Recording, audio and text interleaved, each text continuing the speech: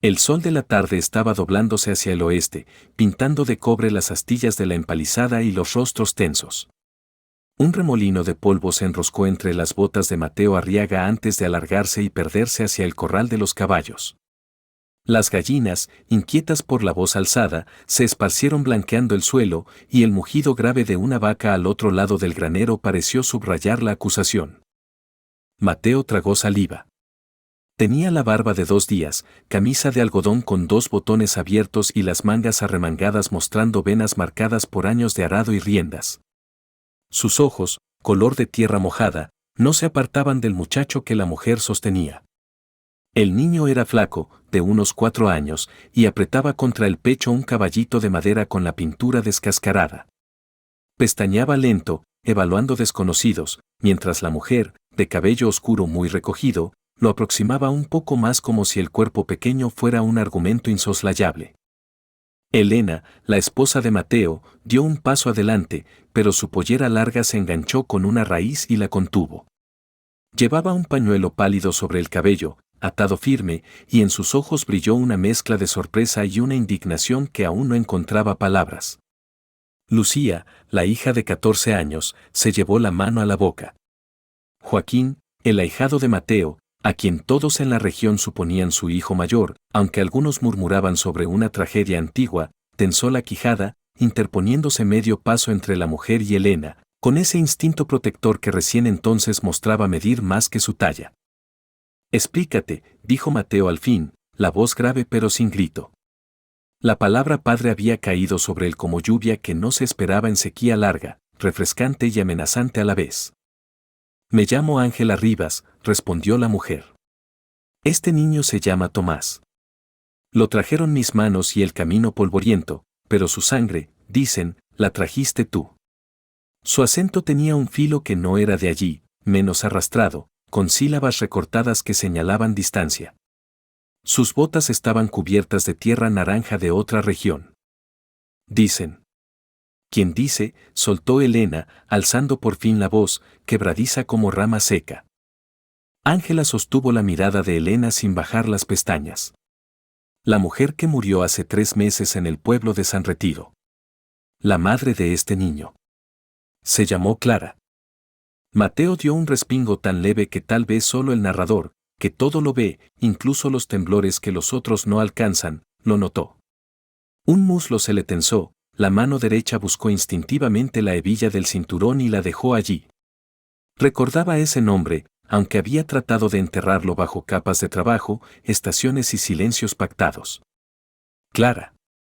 El eco de una risa junto a un arroyo hace un lustro, en tiempos de feria de ganado, antes de que compraran las últimas reses y antes de que la sequía mordiera la tierra como una bestia persistente. Esteban Arriaga, hermano menor de Mateo, salió del granero limpiándose las manos con un trapo grasiento de aceite de rueda. «¿Qué alboroto es este?», preguntó, sin saber que llegaba al centro de un vendaval. Vio a la mujer, al niño, la postura de Elena, la tensión de Mateo. Su mirada rápida ensambló piezas sueltas, sus labios dibujaron una sonrisa que no era precisamente de alegría sino de una excitación incómoda ante el drama ajeno. Esteban era de esos hombres que leen el conflicto como quien huele la promesa de una baraja cargada. «Señor», dijo Ángela, girando apenas la cabeza hacia Esteban sin soltar a Mateo del foco. «He venido de lejos porque la mujer que murió me pidió que trajera a su hijo con su padre. Dijo que no quería que creciera sin apellido, ni que tomaran por perdida la historia de su sangre». «¿Y por qué ahora?», insistió Mateo, y el leve temblor en la pregunta no escapó al oído de Joaquín, que arrugó la frente. «Porque agonizó lenta», respondió Ángela, la voz honda. «Y en esa lentitud no hubo caballo veloz ni diligencia que alcanzara la distancia. Cuando al fin tuve fuerza para emprenderlo, ella ya había exhalado. Me dejó cartas». La palabra cartas quedó vibrando. El viento breve la estiró como un hilo al que todos se aferraban. Elena cruzó los brazos, como si sostenerse a sí misma le evitara caer del borde donde la habían colocado sin pedir su permiso. «Muestra algo más que palabras sueltas y recuerdos voluntarios», exigió. Ángela asintió despacio. Con una cautela reverente, bajó al niño, que se aferró a su falda. Abrió la alforja colgando de su hombro y extrajo un pequeño fajo de papeles doblados y uno más grueso envuelto en tela. El sol delineó el temblor de su mano, pero no era miedo, era la gravitas de lo que se entrega cuando se están atando destinos. Le ofreció el primer papel a Mateo. Mateo dudó, y en esa vacilación estaba presente otro recuerdo, una noche bajo un cielo sin luna, la proximidad de otra alma, promesas difusas que supo que nunca pronunció completas. Tomó la carta. La caligrafía era inclinada, limpia, reconocible. Mateo leyó en voz baja, apagando el resto y volviéndose hacia adentro mientras los otros aguardaban como si cada uno se sostuviera en el filo de un cuchillo. No la leas a solas, pidió Ángela. Ella quería verdad delante de quienes deban escucharla. Si hay verdad, la oiremos, replicó Esteban con un brillo que mezclaba curiosidad y el ácido latente del rencor viejo que a veces asoma entre hermanos cuando uno cree que el otro recibió más tierra, más respeto o más cariño. Mateo aclaró la garganta. Abrió la carta con cuidado de no rasgar el papel ya frágil por el viaje. El narrador, que puede asomarse a la tinta, sabe lo que decía, palabras de un adiós, el relato de un hijo gestado sin reclamo, la confesión de que Clara nunca quiso cargar la vida de Mateo ni dañar la suya, que solo ahora, en la orilla final, temió por el futuro del niño. Se llama Tomás por tu abuelo, eso dijiste una vez al hablar de nombres fuertes, ¿recuerdas?, decía una línea. Al pronunciarla, la voz de Mateo bajó un tono que Elena no le había escuchado nunca y se le agrietó el gesto. Elena retrocedió un paso, como si aquella línea hubiera sido un golpe seco. Nunca me hablaste de esa mujer. Sus dedos buscaron el borde de su pañuelo y apretaron la tela. Fue antes, empezó Mateo. Antes de casarte conmigo, lo estabas ya. La acusación se llenó de polvo del pasado que, aunque guardado, nunca se desintegra del todo. Elena, Mateo bajó la vista. Hubo una vez, un error. Creí que quedaría atrás. No imaginé, un niño. Lucía, cuya adolescencia la hacía receptiva a todo destello emocional, miraba al pequeño Tomás con un brillo curioso. Observó la forma en que el niño apretaba el caballito, exactamente como lo hacía Joaquín a esa edad con una figura de toro tallado. Las semejanzas cruzan generaciones como ríos subterráneos. Joaquín, en cambio, sintió un pinchazo de algo que no tenía nombre claro, temor a estar perdiendo un sitio ya arduamente ganado, miedo a la fragmentación de la familia que le había dado un lugar cuando de niño fue recogido tras una tormenta que arrasó campamentos y dejó cuerpos y huérfanos. Joaquín no sabía, aunque pronto lo sabrá, que su propia historia estaba tejida con más hilos compartidos de lo que cualquiera en ese patio sospechaba. ¿Traes más?, preguntó Esteban, señalando el bulto envuelto en tela. Ángela asintió. Esto me lo confió el médico del pueblo cuando murió. Me dijo que contenía algo que el niño debería reclamar llegado el día en que alguien dudara. No lo abrí. No me corresponde. Extendió el paquete. Mateo dudó. Antes que él, Esteban lo tomó con rapidez casi brusca y, ante la mirada de todos, desató la cuerda. Dentro había una medalla de plata con el nombre Arriaga grabado con golpe firme y un mechón de cabello oscuro atado con hilo rojo. La medalla, antigua, había pertenecido al abuelo. Esa medalla se perdió hace años, murmuró Esteban. Pensábamos que se la llevó algún peón que se marchó sin pagar cuentas. No la perdí yo, dijo Mateo. La llevaba, aquella noche la llevaba en el cuello. No necesitó decir más, la medalla era evidencia tangible de un encuentro real, no fantasma de la imaginación. Ángela repercutió esa verdad con silencio, volviendo a alzar al niño que parpadeaba ajeno a la densidad del momento.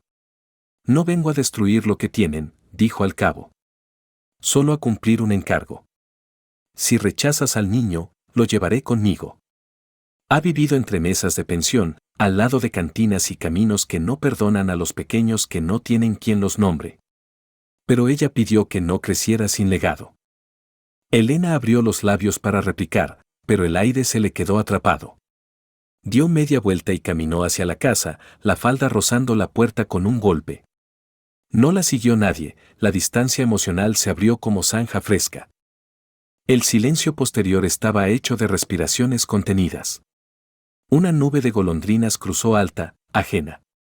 El sol descendía y las sombras alargadas delineaban cada grieta en las tablas del establo. El narrador observa cómo, en esos segundos, cada miembro de la familia reajusta su lugar interno alrededor del intruso recién anunciado, como los pensamientos de Joaquín se enredan preguntándose si lo que él es para Mateo cambiará, como Lucía, con esa intuición despierta, empieza a asumir que un nuevo juego de lealtades y celos se desplegará, y como Esteban huele oportunidad de manipular la situación en beneficio propio. Tomás, dijo Mateo, probando el nombre. El niño levantó la vista. Había en sus ojos una mezcla de cansancio de viaje y la valentía involuntaria de quienes han cruzado distancias sin comprender del todo. Mateo, impulsado por algo que no controlaba, extendió la mano y tocó apenas el cabello del pequeño. El contacto encendió en él un calor y a la vez lo atravesó un miedo feroz a desmoronar lo ya frágil. Necesitamos hablar dentro, dijo con voz ronca. Todos. Menos el niño.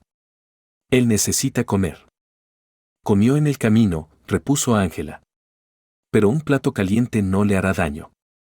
Lucía, prepara algo, ordenó Esteban antes de que Mateo respondiera, ejerciendo una autoridad que no le pertenecía del todo. Mateo lo miró con un destello de advertencia. Aquel drama no debía volverse un escenario para rivalidades antiguas, pero ya estaba sucediendo. Lucía sintió y tomó a Tomás de la mano. El niño vaciló un segundo antes de soltar la falda de Ángela. Ven, le dijo la muchacha con dulzura. Tengo pan y miel. El niño la siguió, volteando una vez para asegurarse de que Ángela permanecía allí. ¿Te quedarás?, preguntó Mateo a Ángela con un tono que mezclaba necesidad práctica y otra nota que nadie supo traducir enseguida. Hasta que decidas. No pretendo imponerme. Si me pides que parta mañana, partiré. Lo prometí. Y si te pido que dejes al niño y te vayas sola, soltó Esteban, provocador. Ángela lo miró con una calma que incomodó al hombre. No lo dejaré donde no lo reciban con el corazón aunque se le abra la puerta del corral. No es un potro que se deja atado para que otro lo amance a regañadientes. Mateo levantó la mano para silenciar la réplica de su hermano. Basta.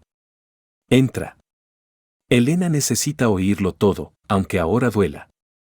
No estaba seguro de cómo juntaría las palabras para su esposa, pero sabía que esconder sería multiplicar la desgracia. El narrador ve la resolución formarse como hierro en brasa que se enfría adoptando forma firme. Mientras avanzaban hacia la casa, Joaquín se quedó atrás un instante, mirando al niño desaparecer con Lucía. Recordó la primera vez que él llegó allí, el cielo arrasado por relámpagos, el olor a madera húmeda, el temblor en las piernas. No es culpa del niño, se dijo, y se sorprendió de escuchar su propia voz en el aire. Tomó aire hondo, como si inflarse impidiera que algo interno se contrajera peligrosamente. Ángela, antes de cruzar el umbral, giró los hombros y miró el horizonte por donde había llegado. Tenía algo más guardado, un detalle que no había dicho, un pedazo de verdad que formaba parte del encargo y que, como un hierro sin templar, aún ardía y no podía soltarse sin causar quemaduras antes de tiempo. Ese fragmento, aún en silencio, sería la semilla del gran giro que a mitad de esta historia cambiará la comprensión de todos. Por ahora, la mujer guardó la respiración, atravesó la puerta y cerró tras de sí, dejando afuera el primer susurro de la noche y el rumor distante de cascos lejanos que quizás fueran reales, quizás solo el eco de lo inevitable que se acercaba. Hecha la entrada del destino en el patio Arriaga, las fichas empezaron a caer. El día declinaba y un aroma a sopas sencillas comenzó a filtrarse desde la cocina, mezclándose con la electricidad invisible que hace vibrar las paredes cuando una casa está a punto de redefinirse. Y aunque ninguno lo sabía todavía, el niño no era el único portador de un pasado escondido. Bajo el techo de tablones resecos se anidaban secretos cruzados que, una vez expuestos, unirían y desgarrarían a la familia en igual medida, como si la misma mano que cose también supiera deshilachar. La noche cayó con un fresco lento, mientras dentro de la casa el calor mezclado de cocina y respiraciones cargaba el ambiente. Elena había colocado sobre la mesa un mantel limpio por pura disciplina doméstica, no por tranquilidad de alma. Sus movimientos eran exactos, sin el ritmo cantarino que a veces imprimía cuando guiaba a Lucía. Cada plato apoyado sonaba un poco más fuerte de lo necesario, como si marcara compases de un juicio silencioso. Mateo, de pie junto al aparador, tenía la carta plegada entre los dedos. Había leído en voz alta todo menos una frase final que, como astilla bajo la piel, continuaba punzándole. Era una oración que Clara había añadido al margen, lo que callamos fue por proteger a alguien más. Si un día se abre lo escondido, que no nazca de la rabia sino de la necesidad. Esa frase no decía nombres, pero insinuaba capas que Mateo no entendía o fingía no entender. Aún no la había compartido. Ángela se sentó con el porte de quien ha atravesado mesetas expuestas al sol sin amilanarse. Observaba a cada uno, memorizando rostros, midiendo resistencias. El niño Tomás, ya con un poco de caldo en el estómago, apoyaba la cabeza en la falda de Lucía, que le acariciaba el cabello distraída, atenta tanto al pequeño como a la tensión entre sus padres. Joaquín ocupaba la silla a la derecha de Mateo, una ubicación que había adoptado años atrás y que ahora, con otro niño en la escena, parecía reclamar aún con más rigidez. Esteban, a la izquierda, mantenía los dedos entrelazados con un gesto de calma estudiada. Di todo lo que tengas que decir ahora, Mateo, soltó Elena sin rodeos. No quiero media verdad que mañana se complete con otro golpe. ¿Cuántas cartas más pueden aparecer? ¿Cuántas medallas perdidas? Lo dije, fue una vez, repuso Mateo. Un error que no quise arrastrar a esta casa. Esteban inclinó la cabeza y habló con esa suavidad que en él siempre anunciaba veneno. Un error puede perdonarse si no genera raíces. Aunque sus ojos se volvieron hacia Tomás, las raíces ya corren por ahí. Hablas como si celebraras esto, le cortó Joaquín. Celebro la honestidad que por fin sale a la luz. Y también pienso en la tierra, Joaquín. Un niño más implica reparto distinto. Hay que planear. Esteban sonrió apenas, y el gesto levantó sospechas invisibles como polvo fino. Ángela dejó que el intercambio avanzara unos segundos antes de intervenir. No vine a forzar reparto de nada. El niño trae un apellido si se lo conceden. No un reclamo. Y trae algo más que debo entregar cuando el momento sea el correcto. El momento es ahora, exigió Elena. No todavía, respondió Ángela con firmeza que no pedía permiso. Elena apretó los labios. ¿Quién te dio autoridad para administrar nuestra verdad? ¿Quién murió y me confió su último encargo? A veces, señora, lo que se arroja de golpe no se entiende, se rechaza. Y se pierde. Si vine desde tan lejos, no fue para que la mitad de lo que traigo se desperdicie en un arranque de dolor. Mateo alzó la mano sin mirar a nadie. No quiero más secretos. Lo que falte, dilo. Ángela evaluó la insistencia en su rostro. Lo que falta no solo te toca a ti. Toca a otro bajo este techo. Sus ojos recorrieron rostros y se detuvieron un instante, breve, imperceptible para todos menos para quien todo lo observa, sobre Joaquín. Luego, como si rectificara, giró la vista hacia Esteban y después de vuelta a Mateo. Aún no. Si confías, espera. Aquella pausa no se esfumó, cayó y se alojó debajo de la mesa como un objeto invisible. Joaquín sintió un frío en el estómago, sin saber por qué. Esteban frunció apenas el ceño, más intrigado que preocupado. Elena interpretó la dilación como una amenaza nebulosa. La cena transcurrió en silencios punteados por respiraciones y el tintinear de cucharas. Lucía, buscando quebrar la tensión, habló al niño: mañana te mostraré los caballos. Hay uno pinto que te gustará. Tomás, somnoliento, murmuró: tengo un caballo de madera. Levantó el juguete como si fuera un talismán. Esteban lo observó con desapego. Joaquín le sonrió sin forzarlo demasiado y Tomás respondió con una media sonrisa cauta. Al terminar, Elena se levantó. Lucía, lleva a Tomás a la habitación pequeña junto al cuarto de trastos. Que descanse allí. No sé si, empezó Mateo, inseguro de desplazar a su hija. Que duerma bajo este techo si tanto afán hubo por traerlo. Peor sería mandarlo a la intemperie mientras decidimos qué hacemos con la paternidad. La ironía tenía filo. Mateo asintió sin replicar. Lucía condujo al niño. Cuando la puerta del cuarto se cerró, el resto quedó frente a frente sin amortiguador. ¿Planeas reconocerlo mañana ante todos en el pueblo?, preguntó Esteban, fingiendo neutralidad pero pesando posibilidades. Si lo haces, atraerás miradas. Y ya sabes que las deudas pendientes con Cruz del Olmo siguen ahí. No es buena hora para mostrar vulnerabilidad. La deuda con Cruz se paga como cualquiera, con ganado y trigo cuando llegue el pedido, replicó Mateo. Con ganado reseco y campos que dan la mitad por la sequía, Esteban dejó la frase abierta. La amenaza económica flotó palpable. Cruz es hombre de pocas paciencias. Si huele flaqueza, apretará el lazo. ¿Y qué propones?, intercedió Joaquín, cansado de la insinuación continua. Que se piense en vender el lote del arroyo antes de que venga la próxima helada. Con lo que da, se cubre a Cruz y se evita que meta sus manos en nuestras decisiones. Mateo tensó la mandíbula. Ese lote es donde plantaremos la alfalfa nueva.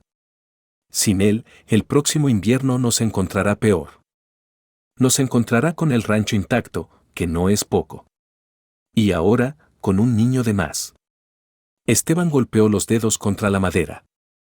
Ángela escuchaba, registrando el nombre de Cruz del Olmo, un comerciante de reputación áspera del que había oído rumores al cruzar caminos. No intervino, pero archivó la información. Siempre hay nombres que se convierten en piezas del tablero más adelante. Basta de cuentas delante de quien vino a otra cosa, zanjó Mateo. Volvió a Ángela. Puedes quedarte en el cuarto que da al corral. Mañana hablamos con Elena y con el pastor. Que el pueblo sepa o no sepa, lo decidiré con la cabeza fría. Elena resopló. Decidirás tú, claro. Se retiró hacia su habitación sin mirar atrás. La puerta se cerró y dejó un silencio que reverberó en el pasillo. Esteban se levantó también. Yo vigilaré a los caballos. Hay rastros frescos de herraduras desconocidas en la vereda del camino sur. ¿Viste hombres?, inquirió Mateo. Vi polvo moviéndose donde ayer no había. Tal vez nadie, tal vez jinete tardío. Con los rumores de cuadrillas que rondan bodegas vacías, no conviene dormir con el oído sordo. Esteban salió. El narrador sabe que en parte era excusa, necesitaba espacio para urdir pensamientos. Joaquín se quedó a solas con Mateo y Ángela. La lámpara de aceite proyectaba sombras largas, agrandando gestos. Si el niño se queda, yo puedo enseñarle a cuidar gallinas, a no meterse bajo las patas del ganado, dijo Joaquín de pronto, como quien se apresura a marcar un lugar antes de que otro lo ocupe. Mateo lo miró con un reconocimiento silencioso. Nadie te quita tu sitio, murmuró. ¿Seguro? La pregunta se deslizó sin filtro. Joaquín se arrepintió enseguida de su crudeza. Perdón. Es que, yo también llegué un día y... Me pregunto si pensaste en mí cuando supiste lo de él. Señaló hacia el cuarto donde Tomás dormía. La sinceridad tocó a Ángela de manera extraña. ¿También fuiste traído? No en brazos. Me encontraron después de una tormenta. No recuerdo bien. Solo, voces y el tronco de un árbol partido. Mateo me alzó. Elena me miró distinta algunas semanas, pero después. Mateo cerró los ojos un momento. Te traje porque estaba allí y nadie más lo haría. No lo calculé. Igual que ahora con él. Uno hace lo que el momento exige. Ángela se inclinó levemente hacia Joaquín. A veces quien recoge y quien es recogido comparten más de lo que piensan. La frase, intencionada, resonó. Joaquín frunció el ceño, confundido. Mateo alzó la vista, atento. Buenas noches, añadió Ángela, cortando cualquier pregunta, y se retiró al cuarto asignado. Quedaron padre y muchacho. ¿La crees?, preguntó Joaquín. Mateo pasó la mano por la barba. Creo en la carta. Creo en la medalla. Lo demás, se verá.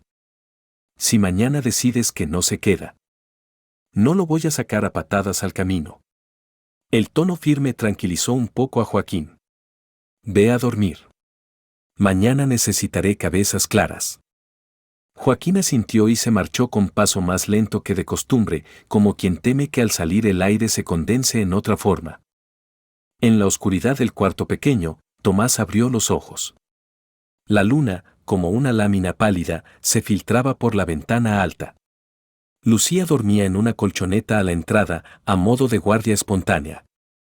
El niño apretó el caballito y escuchó. Cuando uno ha dormido en pensiones ruidosas aprende a distinguir los sonidos de una casa estable de los de un refugio pasajero. Aquí había crujidos de madera vieja y respiraciones acompasadas. Una sensación nueva, no exactamente seguridad, no exactamente miedo, lo mantuvo despierto.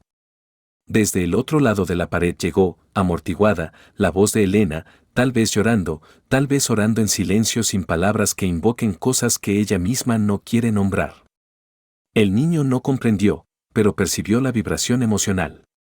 Cerró los ojos y se dejó arrullar por un cansancio inevitable.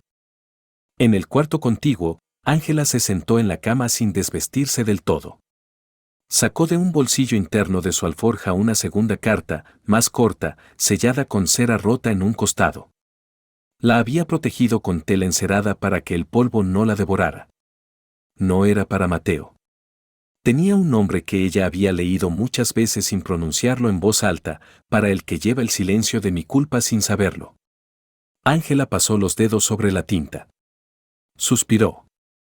La instrucción de Clara era clara: entrega esta carta cuando el niño esté seguro bajo techo y cuando notes que el pasado amenaza con volverse arma en manos de resentidos. ¿Había llegado ya a ese punto? Esteban la inquietaba. La deuda con Cruz del Olmo añadía presión. Tal vez el amanecer traería señales. Guardó la carta. Antes de acostarse, se acercó a la ventana. Afuera, junto al corral, distinguió una silueta: Esteban. No vigilaba caballos. Conversaba en susurros con otra sombra montada, un jinete que no había sido anunciado. El intercambio fue breve, un objeto cambió de mano, reflejo leve de metal en la penumbra, y luego el jinete se marchó sin levantar polvo visible. Ángela frunció el ceño. Aquello insertaba otra variante peligrosa. Se recostó sabiendo que la intriga de la casa se enlazaba con líneas externas que podían tensarse en cualquier dirección. El alba trajo un aire más frío del habitual para esa época. El rocío, escaso por la sequía, había pintado apenas un brillo en las hierbas más obstinadas. Mateo salió temprano al patio antes de que el resto despertara. Necesitaba sentir la tierra bajo las botas para filtrar pensamientos. Se agachó junto al pozo, escuchando el chirrido de la polea mientras subía un cubo. El sonido lo serenaba. Cerró los ojos y recordó a Clara, no su rostro, que curiosamente se desdibujaba con el tiempo, sino un gesto, la manera en que inclinaba la cabeza cuando había algo que no decía. Ese mismo gesto lo vio anoche en Ángela. ¿Qué era lo que se estaba filtrando entre líneas? El narrador sabe que la mitad del camino hacia la verdad consiste en percibir la ausencia, no solo lo presente. Mateo había aceptado demasiado rápido la paternidad, quizá porque la culpa facilita ciertos asentimientos. Pero algo no encajaba del todo: tiempos de viaje, fechas de ferias, meses entre aquel encuentro y el nacimiento supuesto de Tomás. Un cálculo rápido deslizándose ahora en su mente planeaba dudas sobre la cronología. El niño tenía 4 años largos, según Ángela. ¿Aquel encuentro con Clara había ocurrido 5 inviernos atrás? O tal vez 4 y medio. La memoria en la pradera, modulada por cosechas y tormentas, a veces borra meses. La incertidumbre se instaló corriente fría. Esteban se aproximó desde los establos con paso ligero. Amaneciste antes que el sol completo, comentó. Pensando estrategias, imagino. Pensando, respondió Mateo sin adornos. Anoche dormí inquieto. No por el niño, sino por lo que puede venir detrás. Traer un pasado a casa es como abrir un portón, no siempre entra solo lo que quieres. Esteban se detuvo a su lado. Piénsalo, si lo reconoces, Cruz puede oler debilidad y apretar cobranza. Si dudas en reconocerlo, la mujer puede hablar en el pueblo y convertir la duda en burla. Cualquiera de las dos te hace perder frente. No todo se trata de ganar frente, replicó Mateo. En esta tierra sí. Esteban lo palmeó en el hombro y se alejó silbando algo sin melodía real. Bajo esa apariencia de pragmatismo había otro motor, la ambición de reacomodar poder dentro de la familia usando la llegada del niño como palanca. Ángela apareció en el umbral, con el cabello recogido y la mirada clara pese al viaje y el drama. Hay polvo en el camino sur. Alguien viene, anunció. Mateo giró y vio el hilo de polvo levantarse en el horizonte. Podía ser mensajero, podía ser emisario de deuda, podía ser casual. Sin embargo, la historia no avanza con casualidades simples, el jinete que se acercaba traía un mensaje que encendería más chispas. Y mientras la figura se acercaba, Ángela llevó la mano al interior de la alforja, rozando la segunda carta aún no revelada, sintiendo el peso de la decisión que pronto ya no podría postergar.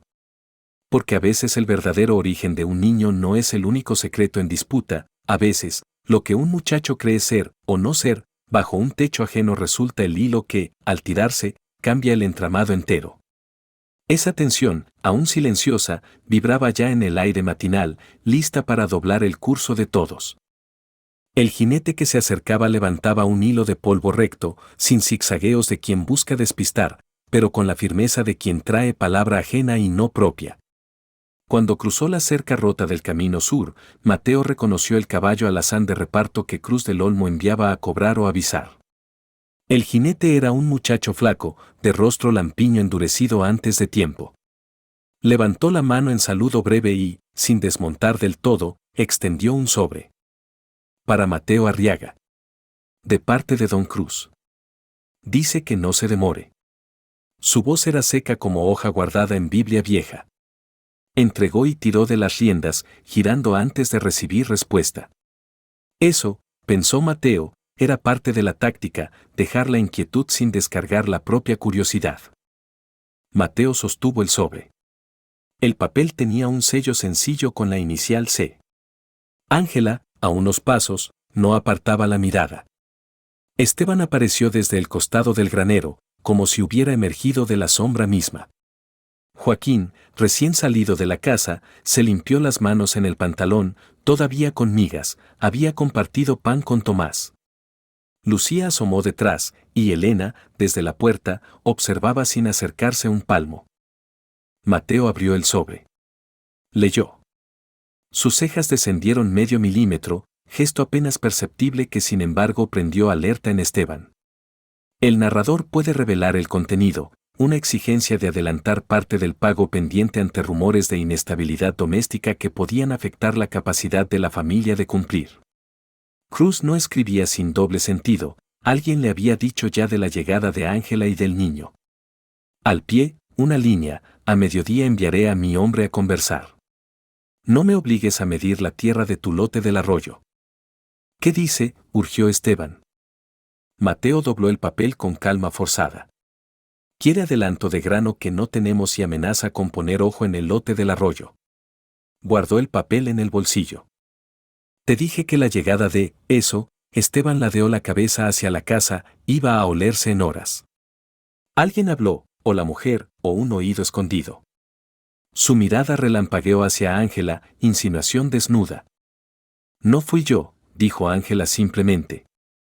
Cruz siempre tiene ojos puestos en todos, terció Joaquín defendiendo sin plan.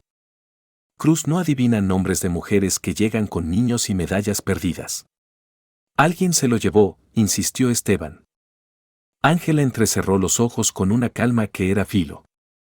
Cruz del Olmo no es el único que trabaja con mensajeros. También hay jinetes que vienen de madrugada a intercambiar metal junto a corrales. Esteban se tensó apenas. Acusa sin pruebas. Solo describo lo que vi anoche desde mi ventana. Ángela sostuvo el duelo de miradas.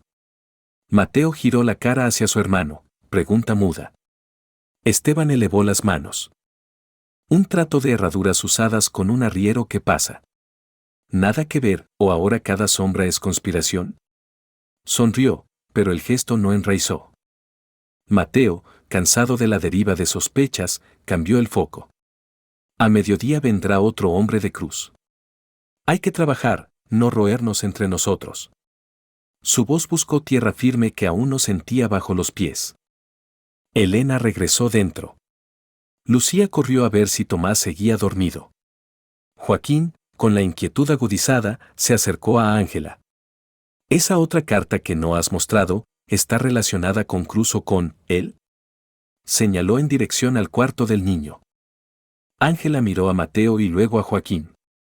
Está relacionada con algo que, si no sale a la luz bien, saldrá mal empujado por manos interesadas. Y ya empiezo a ver manos que empujan. Joaquín iba a preguntar más, pero Lucía gritó desde adentro, Mateo. Un alarme pequeño, no de peligro físico, pero sí de urgencia emocional. Entraron. Tomás estaba sentado en la cama con el caballito a la altura de los ojos, como si lo examinara. Frente a él, Elena mantenía distancia de 2 pasos, brazos cruzados. En su rostro había un gesto complejo, dureza y algo que la propia mujer tal vez no quería verbalizar, una ternura apretada por la frustración. Tomás la miraba sin llorar, obstinado en no mostrar miedo, había aprendido que el llanto da ventaja a quienes disfrutan de aplastarlo. Dice que sueña con agua que se lo lleva, informó Lucía, acariciándole la nuca. Ángela se acercó, arrodillándose. Es el viaje. Pasará. Elena soltó un suspiro. Pues que pase rápido. Tengo que preparar la masa para el pan de mañana y cada sobresalto me saca del ritmo. Mateo recogió a Tomás en brazos. El gesto salió natural y al mismo tiempo le sorprendió. El niño se aferró a su cuello con una confianza instintiva que atravesó capas de duda. Mateo notó algo, el peso, el olor a polvo y jabón barato, el latido acelerado pegado a su pecho. Por un instante, toda contabilidad de deudas se evaporó, quedando solo un hombre y un niño que buscaba ancla. Tomás apoyó la mejilla y cerró otra vez los ojos. Mateo lo depositó de nuevo con cuidado. Descansa, le dijo. Ángela se puso de pie y Elena hizo ademán de retirarse, pero Ángela habló, es momento. La frase quedó flotando. Mateo frunció el ceño. ¿Momento de qué?, disparó Esteban, que había entrado detrás. Ángela metió la mano en la alforja y sacó la segunda carta. La sostuvo al centro, para que todos vieran que no la abría a solas. Clara me dejó esto con instrucciones precisas. Debía entregarla cuando el niño estuviera bajo techo y cuando sintiera que el pasado podía torcerse en manos de rencores. Escuché suficiente. Si no la abro ahora, alguien la buscará de otro modo. Dámela. Mateo extendió la mano. No es para ti. Ángela habló llana. La frase cayó pesada. Esteban se adelantó un paso. Entonces es un juego, ¿para quién es? Ángela volvió la vista lentamente y la fijó en Joaquín. Para él. Joaquín retrocedió como si le hubieran lanzado una brasa. ¿Para mí? Yo nunca conocí a Clara. Si la conociste, dijo Ángela, y la sala pareció oprimir las paredes hacia adentro. Pero eras demasiado pequeño para fijar el rostro. Esta carta es tuya. Elena se quedó petrificada, los dedos crispados en el borde de la mesa. Mateo sintió un golpe interno, por una fracción de segundo, el mundo giró con un zumbido sordo. Esteban exhaló una risita incrédula que pronto se volvió un carraspeo duro. ¿Qué estás diciendo?, murmuró Mateo, la voz baja, peligrosa como silencio cargado de tormenta. Ángela acercó la carta a Joaquín. Él no la tomó. Sus manos temblaban apenas. Léela, insistió ella. Mateo dio un paso, como para interponerse, pero detuvo el impulso.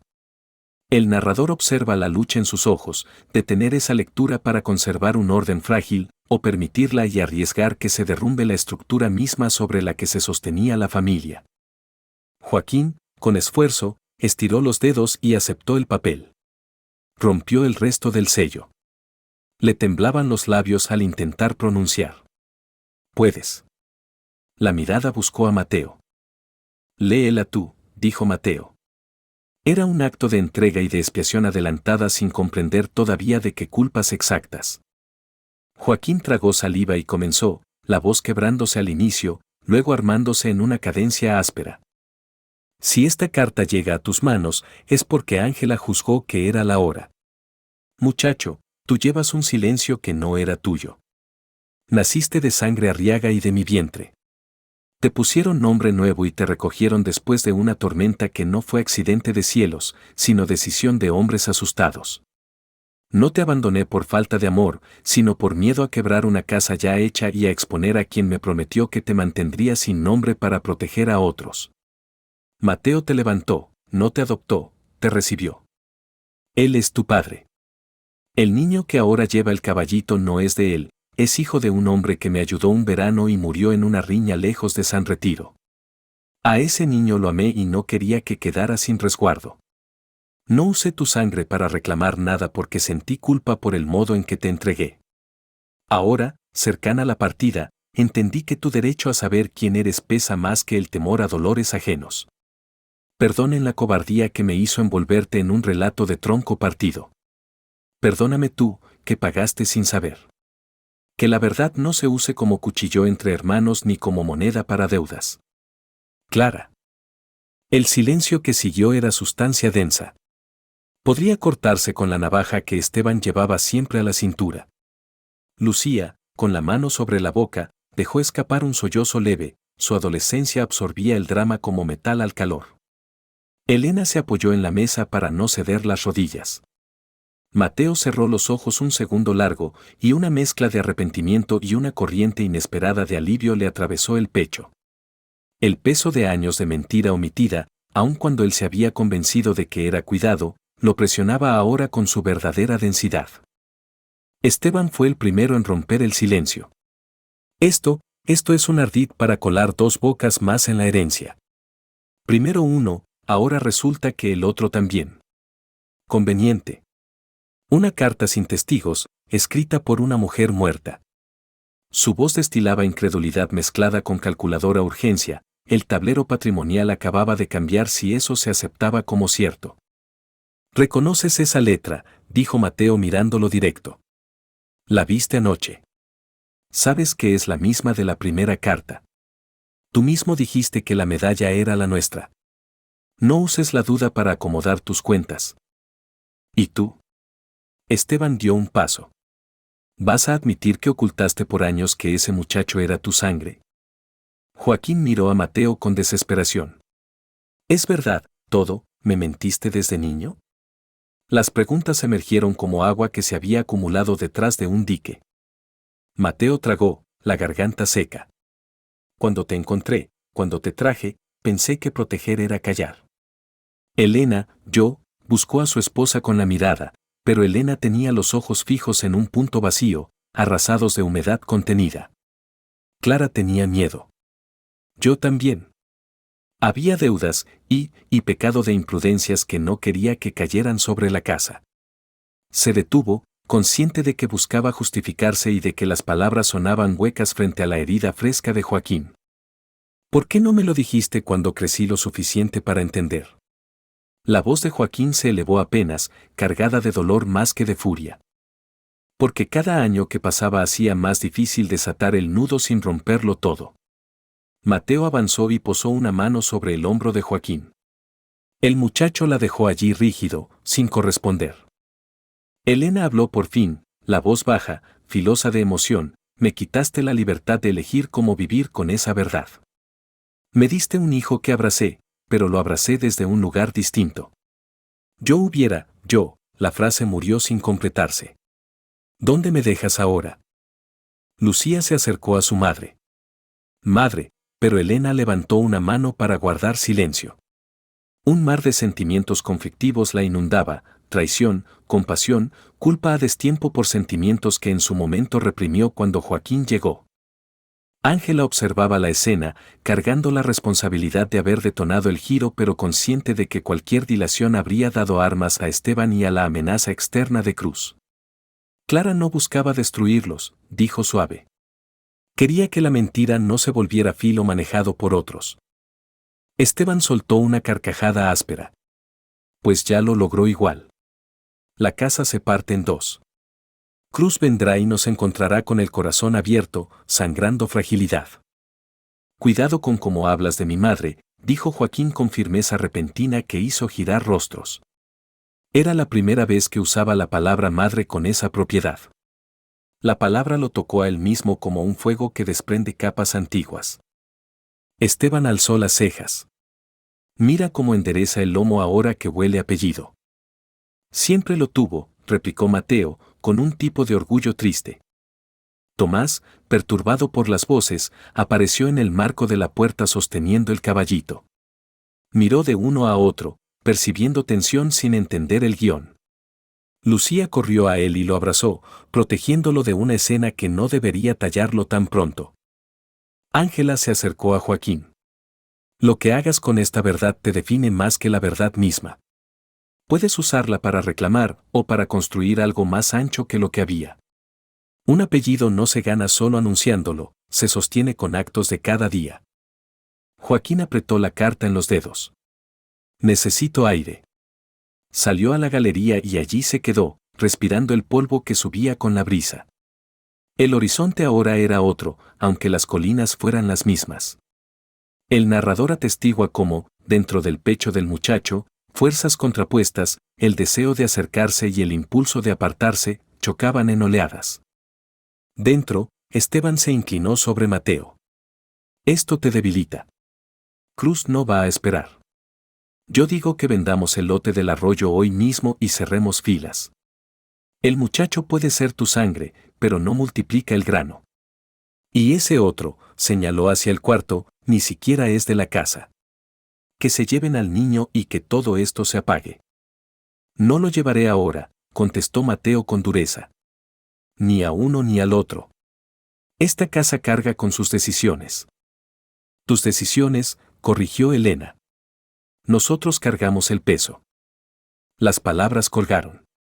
Ángela, sintiendo que debía añadir algo para orientar, habló, Cruz olerá más debilidad si ve expulsiones. La fuerza a veces se muestra sosteniendo el caos inicial hasta que toma forma. Despedir al niño ahora confirmaría que están a la deriva. Mateo asintió lentamente. A mediodía hablaremos con el hombre de Cruz. Yo, miró a Elena. Intentaré reparar lo que se pueda. Joaquín necesita saber que no es un accidente recogido, es hijo. Elena no respondió. Su silencio era un territorio que Mateo tendría que cruzar con lentitud, si es que llegaba a hacerlo. Fuera, Joaquín se apoyó en un poste. Recordó la noche de la tormenta de la que siempre le hablaron, fragmentos sin imagen, sensación de frío, manos fuertes levantándolo. Ahora esos recuerdos se reacomodaban, tomando otra luz. Había sido salvado, sí, pero también despedido, transacción emocional hecha por miedo. Su pecho ardía con esa mezcla. Tomó la carta y la dobló cuidadosamente, guardándola dentro del chaleco. Soy Arriaga, dijo en voz muy baja, como ensayo, no con vanidad sino con la extrañeza de quien prueba una palabra nueva que, sin embargo, le calza. Cuando volvió a entrar, Esteban lo observó con ojos calculadores. Un adversario potencial había emergido donde antes había un aliado dócil.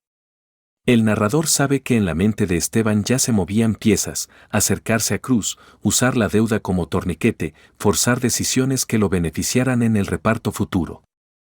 Ángela percibió ese movimiento y comprendió que su papel aún no concluía. Había traído la verdad, pero ahora debía protegerla de ser usada como arma.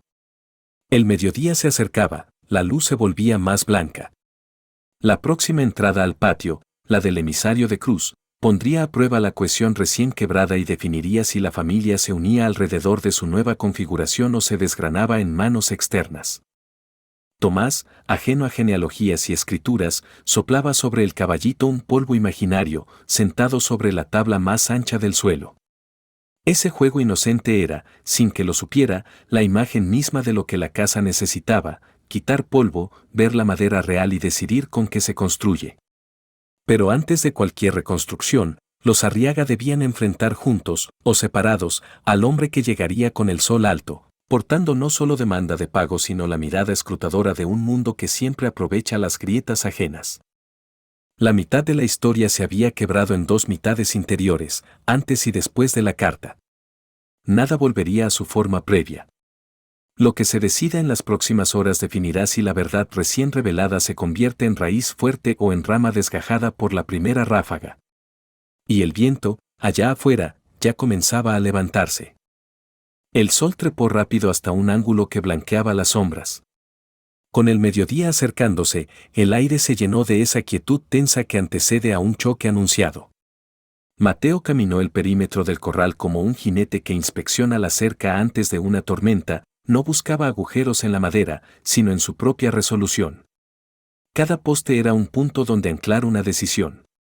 Joaquín, a unos metros, se ejercitaba con la rienda de un caballo joven, no tanto para domarlo como para domeñar la inquietud que le hervía tras la carta. El nombre Arriaga había encontrado asiento en él, pero aún no tenía pared contra la cual apoyarlo, se sentía a medio construir. Ángela molía unos granos secos con un mortero, distrayéndose en el ritmo.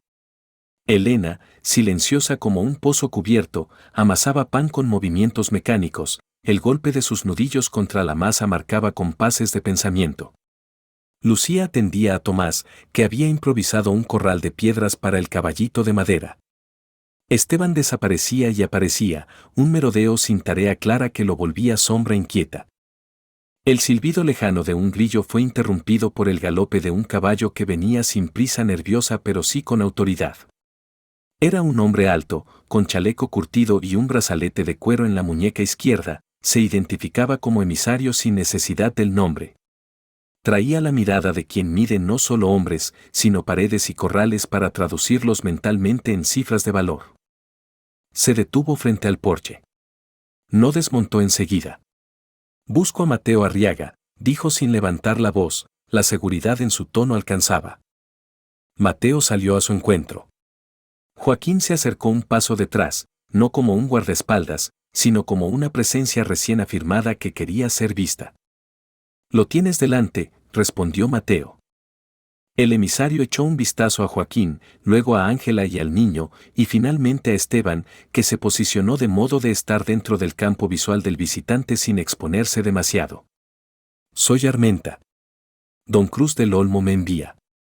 ¿Ha oído, revuelos en tu casa?»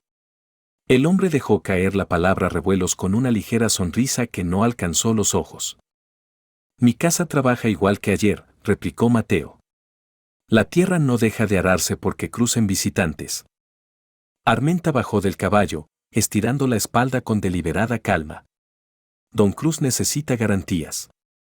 El último pago demoró más de un mes». Y ahora, sus ojos pasaron otra vez sobre Tomás y Ángela, se comenta que cargas nuevas bocas y asuntos del pasado. «Las bocas se alimentan con trabajo y lluvia, no con rumores», dijo Joaquín antes de que Mateo respondiera. Armenta lo miró directamente. «¿Y tú eres?» «Quien trabaja aquí desde antes de que esos rumores llegaran», contestó Joaquín, sosteniéndole la mirada. Un brillo de aprobación leve cruzó el rostro del emisario, los hombres de Cruz respetaban la firmeza aunque viniera de quienes podían aplastarse. Esteban intervino: «No negamos la deuda. Hemos considerado vender el lote del arroyo para cubrirla y adelantar cultivo en otra parte». Mateo giró el rostro con lentitud hacia su hermano. Aquella maniobra era una traición envuelta en aparente pragmatismo. Anunciar a un cobrador disposición a vender trozo valioso era mostrar jugada sin necesidad. «El lote del arroyo no está en venta», dijo, cada palabra una estaca. Armenta ladeó la cabeza. «Entonces, ¿con qué pagarás?» Sacó de su chaleco una hoja donde había números y signos, resumen frío de transacciones, y la agitó apenas. «Cruz no vive de promesas». La brisa caliente se espació un segundo. Ángela, desde la puerta, se adelantó un paso. «Cruz tampoco gana de arrasar tierras que le deben, pierde proveedores». Armenta sonrió de lado. «Las mujeres hablan cada vez más en estos patios». El comentario, condescendiente, llevaba oculto un reconocimiento de que su presencia tenía peso. «Habla quien trae la verdad que evita que otros la distorsionen», replicó ella. Mateo alzó la mano. «En 2 lunas sacaremos fardos de alfalfa temprana si el arroyo mantiene humedad». Con eso compensaré parte y en la feria entregaré cabezas. Es la ruta que ofrezco. Es estable. 2 lunas, repitió Armenta. Mucho tiempo para quien ha olido cambio. Cruz no quiere esperar para descubrir si la humedad es real o espejismo. Caminó un paso, inspeccionando la cerca. Tocó un alambre. Seco. Joaquín dio un paso más, colocándose ligeramente al lado de Mateo. Pide 20 días. Si no, nosotros mismos iremos a ofrecer otra forma. Pero no se llevará el lote.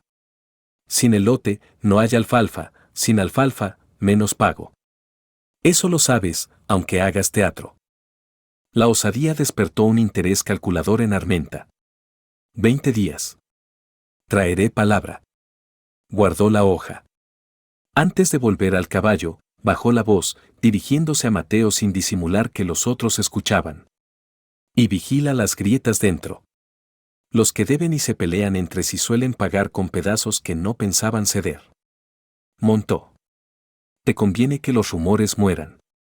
Tal como había llegado, se fue, dejando un silencio que se llenó enseguida de respiraciones tensas. Esteban rompió primero, te dio 20 días que ni siquiera pediste completo. Es una ventana que deberíamos usar para reevaluar. Su tono revestía de estrategia lo que era insistencia en su plan. Mateo lo miró fijo. No vuelvas a ofrecer tierra sin mi palabra. Si no hago nada, nos hundimos, hermano. Si haces lo que hiciste, nos hundes más rápido. Mateo dio un paso adelante, hombros cuadrados. Y deja de referirte a mis hijos como cargas que llegan con rumor. Esteban apretó la mandíbula. Tus hijos. Ahora resulta que uno era tu hijo siempre y no lo sabíamos. El veneno en la frase era abierto. Elena, que había salido en silencio durante el intercambio con Armenta, habló ahora, su voz aún con borde pero menos quebradiza que horas atrás. Basta. Los miró a todos, incluyendo a Mateo. Gritar apellido no cultiva la tierra. Si nos quedan 20 días, se usan para sembrar, para asegurar agua, para reparar la noria que gime, no para hurgar heridas hasta que sangren más. Su mirada se posó en Joaquín. ¿Y tú? Se le endureció el gesto un segundo, luego se ablandó apenas. Si esa carta dice verdad, y lo he asumido aunque me duela, necesito tiempo para saber en qué lugar estoy. Pero no te negaré la mesa ni la sombra del alero. Ese reconocimiento incompleto, pero reconocimiento al fin, golpeó el pecho de Joaquín como primer tablón en un suelo que se construye. Él asintió, con un respeto silencioso. Tomás, sin comprender del todo la tensión pero sintiendo que las voces bajaban, corrió hacia Mateo y se aferró a su pierna. Ese gesto despertó otro conflicto, a pesar de no ser su sangre, el niño se anclaba a él con naturalidad, dejarlo ir, llegado el caso, no sería simple. Ángela se acercó a Esteban. Sé lo que viste como oportunidad, reacomodar pesos. Ten cuidado. Jugar con la deuda de Cruz es como cabalgar un caballo que no es tuyo sin saber si tolera espuelas ajenas. Esteban la midió. ¿Y tú, qué ganas prolongando esta historia, sentirte heroína de carta ajena? Caminó hacia el establo antes de oír respuesta. El narrador advierte que en la mente de Esteban se iba gestando algo más concreto, si los 20 días eran un margen, alterar la capacidad de la casa para producir dentro de ese plazo pondría a Mateo contra la pared y lo forzaría a vender.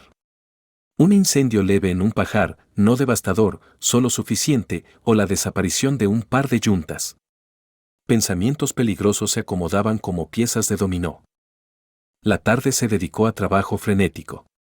Mateo y Joaquín revisaron surcos junto al arroyo. El cauce estaba reducido, pero había humedad retenida bajo la capa superficial de polvo. Si abrimos zanjas laterales, podemos conducir mejor el agua cuando llueva, dijo Joaquín. Si llueve, corrigió Mateo. Lloverá. Joaquín clavó la pala con una fuerza que buscaba canalizar, no solo tierra, sino indignación y esperanza mezcladas. Mateo lo observó. Aquel muchacho tenía la postura de alguno de sus antepasados que había visto en retratos guardados en un baúl, la misma manera de inclinar el torso al cargar, el mismo modo de enderezar la espalda al mirar horizonte. Eso le provocó un nudo de orgullo y culpa. Debí decirte antes, soltó de pronto. Joaquín no alzó la vista. Sí. Una palabra, lisa, que no suavizaba la falta. Tras unos segundos añadió, hubiera querido portarlo sabiendo. No sé si habría dolido menos, pero sería dolor mío, no deuda de otro. Mateo respiró hondo. Ahora que lo sabes, tendrás tierra. No porque tengas carta que lo diga, sino porque has trabajado cada gramo. Y el niño, dijo Joaquín, cambiando de tema de improviso. Tomás, no es nuestro, pero ya está aquí. ¿Qué hará si la mujer decide llevarlo cuando sienta su encargo cumplido? Mateo miró el agua quieta en un recodo. No lo sé. Sé que los ojos de ese niño arrastran caminos. Dejarlo ir así al azar es como soltar un potro en un descampado seco esperando que encuentre pasto. Pero no soy su padre y ella no vino a entregarlo a la fuerza. Clara se equivocó al hacerme pasar por recogido de tormenta. Pero también me dio techo sin saber si yo, se interrumpió. No quería caer en una defensa automática de quien lo hirió. Solo no repitamos con él lo que nos está quebrando ahora. Mateo asintió con gravedad. Esa línea se clavó, transformándose en promesa silenciosa. Cuando el sol descendía tiñendo el cielo de cobre, un olor extraño se filtró, no a humo abierto todavía, sino a aceite derramado. Ángela lo detectó al salir con un balde. Siguió la estela hasta el cobertizo donde se guardaban haces secos y encontró un frasco de sebo volcado sobre paja desordenada. No era accidente natural, la paja estaba revuelta como por manos ansiosas. El sebo, si era prendido, haría que el fuego agarrara rápido sin llamaradas iniciales evidentes. Un preludio. Se agachó, tocó la paja y levantó la nariz al viento. El plan aún no se había ejecutado. Levantó el frasco. Detrás del cobertizo, huellas frescas, botas con tacón algo gastado en el borde externo. El narrador, que ha observado el andar de Esteban, reconoce similitud. Ángela lo archivó. Cubrió el cebo con un saco húmedo para neutralizarlo y salió sin hacer ruido. No confrontaría de inmediato, necesitaba decidir cuándo mostrar la evidencia para desactivar el siguiente paso sin provocar que buscara otra ruta más dañina. Durante la cena, la tensión se había modulado a un murmullo. Tomás comió despacio, pestañeando somnoliento. Elena, aunque seca, sirvió porciones a todos. Cuando terminó, miró a Joaquín más de un segundo por primera vez desde la carta. Mañana me ayudas a ordenar el cuarto de trastos. Si te quedas formalmente, ese será tu espacio hasta que veamos cómo reorganizar. Era una invitación recubierta de protocolo. Gracias, respondió Joaquín, y el brillo de la palabra formalmente le amarró el pecho a la casa con un hilo nuevo. Esteban anunció que haría ronda nocturna porque Armenta puede enviar curiosos. Nadie lo detuvo. Ángela intercambió una mirada con Mateo, pero optó por silencio, todavía procesaba la forma correcta de encarar su hallazgo. Ya entrada la noche, el cielo despejado dejaba ver estrellas frías.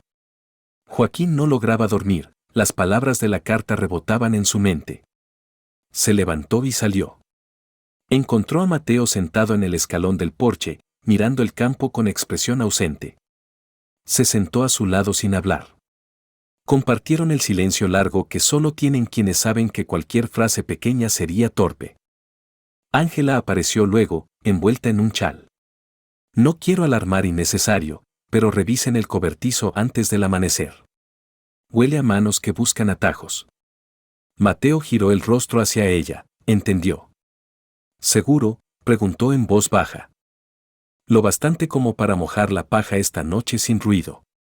Joaquín se levantó enseguida. Lo hago ahora. Tomó 2 cubos y se perdió en la oscuridad. Mateo lo siguió tras unos segundos. Ángela miró al campo. Esteban ya no estaba a la vista.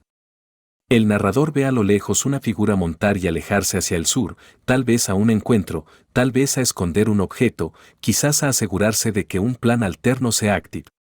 El viento movió apenas los cabellos sueltos de Ángela. Ella murmuró, que la verdad no se use como cuchillo.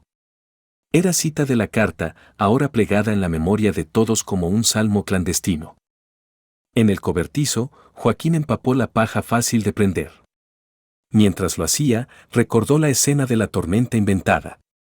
Imaginó a Clara entregándolo, a Mateo recibiéndolo, a Esteban quizá presente, aconsejando silencio por cálculo. Cada gota de agua que caía sobre la paja se sintió como un símbolo, evitar otro fuego de mentira.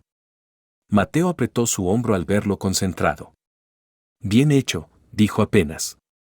Cuando regresaron, la noche había empezado a llenarse de ese rumor sutil de insectos que la sequía aún no había acallado del todo. Elena, desde la ventana, observó a ambos. Había en su gesto un inicio de aceptación, aún envuelto en dolor, pero con un matiz nuevo, la intuición de que para sostener el techo debía reconocer la sangre mezclada y también la que no compartía la casa pero la necesitaba. Tomás dormía abrazado al caballito. Lucía, a su lado, había caído rendida. La casa respiró junta, finalmente, unos minutos. Sin embargo, el hilo de la historia no se relajó, el plan frustrado de fuego era una chispa no encendida que, al fallar, empujaría a Esteban a un acto más directo. Y Cruz, informado por Armenta, ajustaría su estrategia según la respuesta recibida. En las próximas horas, una decisión precipitada podría sellar el destino del lote, de la deuda y del lugar de cada uno bajo el apellido Arriaga. La familia había evitado por un momento el ataque visible, ahora tendría que enfrentar el ataque invisible, la duda interna que corroe y el resentimiento que busca justificarse creando daño que luego pueda señalarse como inevitabilidad.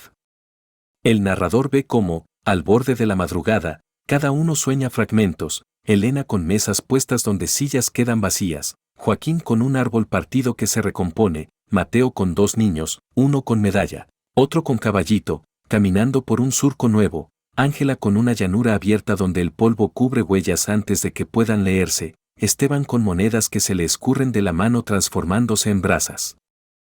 El alba que vendrá no solo traerá luz. Traerá el choque final donde la justicia que el oeste permite, no tribunales, sino decisiones crudas, lealtad, expulsión, perdón o castigo social, se definirá entre el metal de la ambición y la fibra terca de la familia. Y la manera en que cada uno se coloque cuando el primer rayo atraviese el patio decidirá qué nombre, qué niño y qué tierra permanecen. La madrugada trajo un gris perlado que demoró en definirse en luz. Antes de que los primeros gallos rasgaran el silencio, Ángela ya estaba despierta. Había pasado la noche sosteniendo entre los dedos el cabo de una decisión, si marcharse ahora que la verdad estaba revelada o esperar a que el remolino interno encontrara un cauce. El olor a paja húmeda en el cobertizo le confirmó que Joaquín había seguido su consejo y que, por esa elección, un futuro posible, el de un incendio pequeño convertido en tragedia, no se había encendido. Pero la quietud no significaba paz, se sentía como la contención de un cauce antes de la creciente. Mateo salió al patio con la cara endurecida por un sueño corto. Halló a Joaquín ya con la pala clavada en la tierra. No se cruzaron palabras al principio, la presencia mutua bastó. Tomás apareció somnoliento en la puerta, frotándose los ojos con el puño, el caballito bajo el brazo. Lucía lo atrajo hacia adentro para vestirlo antes de que el fresco le calara. Elena, tras la ventana, observó a los hombres afuera, su mirada se detuvo un instante en Joaquín y luego se desplazó hacia Mateo con una mezcla menos abrasiva que la víspera. Las capas del resentimiento empezaban a reconocer fisuras por donde tal vez podía colarse comprensión. El primer desequilibrio del día lo introdujo la ausencia de Esteban. Su cama estaba intacta desde la medianoche. Su caballo menor, el zaino de mancha blanca en la frente, no estaba en el corral. Una huella de herradura reciente se dirigía al sur, la misma dirección en que Ángela lo había visto perderse la noche anterior. Mateo, al notar el vacío, apretó la quijada. La sombra de la sospecha se volvió contorno definido, Esteban ya no merodeaba solo con pensamientos, actuaba fuera del círculo familiar. Fue al encuentro de alguien, dijo Ángela. Cruz, preguntó Joaquín. No manda caballos sin Armenta tan pronto. Esto es iniciativa propia, respondió Mateo. Vocalizarlo marcó una línea, lo que Esteban hiciera a partir de ese momento recaería sobre él, no sobre la casa en conjunto, a menos que se lo permitieran. La mañana avanzó en urgencia silenciosa. Prepararon surcos, revisaron la cuerda de la noria que gemía y reforzaron la cerca donde unos postes mostraban juego. Cada tarea, además de su utilidad concreta, era un conjuro de pertenencia. Trabajar juntos era declararse aliados ante lo que viniera. Tomás imitaba movimientos con su caballito, y Joaquín, entre paladas, le explicaba con paciencia infantil: aquí irá el verde nuevo si las nubes se compadecen. El niño asentía sin entender la palabra compadecen, pero percibía su gravedad. El sol trepaba cuando un eco de cascos, distinto del de un caballo solo, vibró en el fondo del aire. Eran varios, aunque no un grupo grande, 3, quizá 4. Mateo intercambió una mirada con Joaquín. Dentro, Elena y Lucía con el niño, ordenó sin levantar la voz. Elena obedeció al instante, la amenaza externa diluía, momentáneamente, la interna. Del camino sur aparecieron 2 jinetes primero, y detrás otro, Esteban, con expresión que pretendía serenidad y no la alcanzaba, a su costado, un hombre de mirada angosta que no era Armenta. Traía un pañuelo oscuro al cuello y un rifle apoyado con descuido controlado sobre la montura. Detrás, un cuarto jinete cargaba 2 sacos medio vacíos, colgando como promesa de mercancía o como engaño. El polvo levantado por la columna menor dibujaba una estela recta. «Traigo solución», anunció Esteban antes de desmontar, como quien quiere apropiarse del relato inicial para dirigirlo. Mateo no se movió. «Traes sombra», contestó. El forastero de mirada angosta habló por encima de Esteban. «Nombre es Gadea. Hago tratos para varios, a veces para Cruz, a veces para quienes le venden antes de que la deuda los muerda. Se dice que vendes lote o cabezas». «No se dice aquí», respondió Mateo, seco. Esteban intervino rápido: «He negociado entregar 2 yuntas y 15 sacos de grano de reserva a cambio de que nos extiendan plazo y consideren saldada la parte que preocupa. Ganamos aire. No tendrás que arriesgar alfalfa nueva». «El grano de reserva sostiene la casa si la lluvia se atrasa», replicó Mateo. «Entregarlo vacía la panza antes de la carrera». Gadea sonrió sin mostrar dientes. «Eso es miedo. El mercado no espera a tus miedos. El lote del arroyo puede venderse después si la lluvia no llega. Yo solo adelanto alivio». Joaquín dio un paso, poniéndose a la altura de Mateo. «Ese grano no sale. Yuntas tampoco. No se negocia la columna sobre la que luego vendrá la cosecha». Esteban chasqueó la lengua. «Hablas como si calcularas desde años de experiencia. Apenas ayer supiste de quién eres. No confundas emoción con criterio». La frase se incrustó. Joaquín sintió el golpe, pero se mantuvo firme. «Mi sangre ha trabajado aquí cada día aunque no supiera su nombre. Y tú, tu plan anoche era distinto». Miró a Ángela de reojo, ella entendió que era momento. Ángela avanzó con el frasco de cebo seco envuelto en un saco, lo mostró y lo abrió ante todos. «Hallé esto volcado sobre paja en el cobertizo. Previo a un fuego, accidental, que habría justificado liquidar grano como compensación por pérdida o forzado a vender lote, para reconstruir. No empezó por agua ajena, porque lo mojamos. Tus huellas», miró a Esteban, «giran alrededor. Tacón gastado exteriormente. No es el andar de nadie más aquí». El silencio posterior se volvió filo. Esteban apretó los labios, forjando en segundos un relato alterno. «Eso es calumnia. Cualquiera pudo». «Basta», cortó Mateo. «Mírame». Esteban sostuvo una fracción y luego desvió la mirada. Ese gesto de quebradura en el cruce fue confesión sin palabra. Mateo sintió un vacío en el estómago mayor que el de la deuda. «Traes hombres a negociar sobre cenizas que intentabas producir». Gadea alzó las manos, neutral práctico. «Mis tratos no entran en pleitos domésticos, ¿hay negocio o no?». «No», dijo Mateo. «Lo hay», apresuró Esteban. «Dije no». Mateo clavó la voz como estaca. Joaquín, a su lado, replicó la postura. Ángela, unos pasos detrás, completó una línea humana. La negativa tomó cuerpo. Gadea evaluó el cambiar de balance, dos hombres firmes, una mujer que no se retiraba y la ausencia de fractura visible en ese frente inmediato. Volvió la mirada a Esteban, midiendo sin insistir. Entonces desperdicié camino, rezongó, escupiendo a un costado para vaciar disgusto. Diré a quien pregunte que aquí prefieren sostener deudas. Tiró de las riendas, giró su caballo. Y tú, señaló a Esteban, si quieres arreglar aparte, no me busques sin traer algo que huela a decisión propia de la casa. No negocio con sombras en pleito. Se alejó con los otros dos jinetes.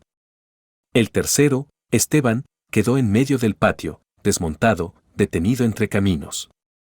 Elena salió, atraída por el clímax que percibía. Tomás, desde detrás de su falda, miraba con ojos grandes. Esteban giró hacia Mateo. Acabas de empeorar todo. Podías haber comprado tiempo. En cambio, eliges el orgullo. El tiempo que se compra quemando lo que alimentan no es tiempo, es cuerda que se convierte en nudo, replicó Mateo. Intentaste prender mi casa para darme luego la solución, y puesto que el fuego no agarró, buscaste otra puerta. No hay vuelta de eso. Lo hice por todos. No uses, todos. Lo hiciste para colocarte como salvador y cobrar con tierra y mando. La tensión se espesó. Joaquín dio un paso adelante, pero no en desafío violento, en presencia. Esteban, podías haber dicho tu miedo sin encender nada. Lo convertiste en trampa. Eso, señaló el frasco aún en la mano de Ángela, rompe la confianza en la cual se apoya cada clavo del techo. Esteban buscó a Elena, quizá esperando un gesto de piedad. Elena sostuvo la mirada y habló despacio. Traicionaste la mesa. Si hubieras confesado tu angustia por la deuda, te habría entendido. Pero quisiste manipular la desgracia. No puedo tenerte caminando mis pasillos con la idea de que destruir un cobertizo es táctica aceptable. Esteban miró a Lucía, en los ojos de la muchacha había pena, pero también firmeza. A Tomás lo ignoró, el niño, sin comprender, apretó el caballito. Ángela parecía un árbitro silencioso, la carta ya entregada transformada ahora en escudo contra nuevas manipulaciones. El narrador, que ve lo microscópico, percibe en los hombros de Esteban un mínimo temblor, la conciencia súbita de que ha cruzado un umbral del que no se regresa con explicaciones. ¿Qué propones?, preguntó Esteban, la voz ronca, última negociación. No vendas nuestra casa desde adentro, dijo Mateo. Vete unos días. Lleva tu orgullo al camino. Cuando regreses, si decides, será con manos vacías de intrigas o no habrá regreso. El oeste carece de jueces de toga en cada conflicto, la justicia se ejerce en decisiones que reordenan pertenencias y presencia. La sanción propuesta no era látigo ni cuchillo, era destierro temporal con condiciones claras. En esas latitudes, el exilio social pesa como piedra. Los ojos de Esteban se endurecieron, se debatía entre implosionar en violencia o aceptar la humillación. Me echas de tierra que trabajé. Te alejamos de techo que quisiste prender, corrigió Joaquín, esta vez con la palabra alejamos reforzando su lugar. Esteban escupió polvo seco. No será la lluvia la que le salve. Recordarán esto cuando Cruz clave la mirada. Montó sin más. Nadie lo detuvo. Partió por el mismo sur que había elegido para tejer tratos, convirtiendo en línea su aislamiento. El silencio posterior no fue festivo, fue aquel que sigue a cirugías difíciles. Tomás parpadeó y tiró del pantalón de Mateo. Se fue enojado. Su observación inocente destensó apenas las fibras acumuladas. Mateo se agachó y lo alzó. Sí. A veces la gente se va enojada cuando se le cierran caminos torcidos, dijo, modulando la explicación hacia la comprensión del niño. Ángela exhaló profundo, como si soltara un peso que había sostenido desde San Retiro. Mi encargo está concluido. La verdad está en la mesa y el peligro inmediato se nombró. Ahora ustedes deciden qué hacen con cada hilo. ¿Te irás?, preguntó Lucía, con una súbita pena genuina. Pronto. Pero no hoy. Miró al cielo. Nubes tenues empezaban a aglomerarse al oeste, filamentos que podrían desmontarse o juntarse. Quiero ver si la tierra responde al nuevo orden. Esa tarde, sin Esteban merodeando, el trabajo tomó un ritmo distinto. Joaquín dirigió con Mateo la apertura de zanjas laterales en los surcos del lote del arroyo. Lucía enseñó a Tomás a llevar una cubeta pequeña sin volcarla. Elena, al verlos, sintió un eco extraño de un hogar que se reconfiguraba frente a sus ojos.